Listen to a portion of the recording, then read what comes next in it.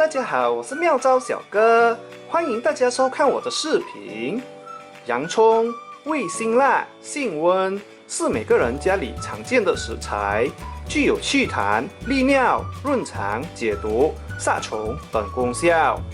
自古以来，洋葱的医疗用途非常的广，一般被人们用于治疗多种疾病，如感冒、伤风、咳嗽，治疗食欲不振、便秘、痢治、肠胃炎、虫迹腹痛等病症。今天小哥这里就和大家分享一个吃洋葱的小妙招，这样吃居然可以克服哮喘病的症状，对哮喘疾病非常有帮助。患有哮喘的朋友们，大家一定要学起来。喜欢我的视频的朋友们，希望大家可以点击赞和订阅我的频道啊。洋葱里富含高量的抗氧化剂，如维生素 C、硫以及胡皮素和花青素，有助于对抗哮喘。一项 Daru Journal of Pharmaceutical Sciences 在2015年发表的研究发现，除了用药物来控制哮喘发作复发的风险外，还可以摄取如洋葱里的抗氧化剂，起到减少体内炎症、帮助扩张支气管的功效，起到预防和对抗哮喘的作用啊。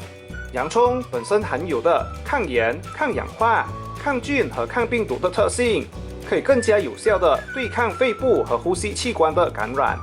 研究也发现，洋葱里含有最好的抗炎化合物，称为硫代硫酸盐，可以非常有效地减少哮喘发作时导致的呼吸道炎症，帮助缓解和治疗哮喘啊。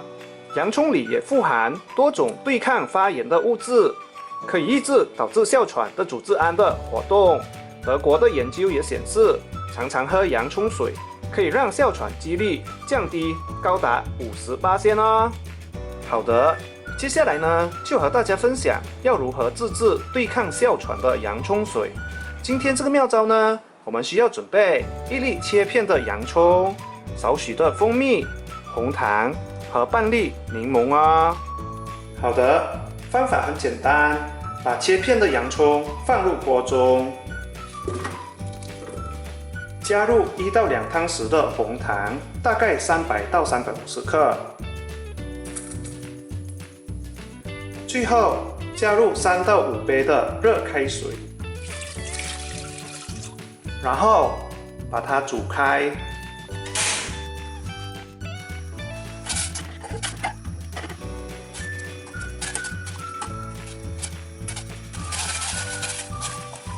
煮开后，把它倒入一个碗中，让它的温度下降。煮好后，等温度下降后，才加入蜂蜜和柠檬汁。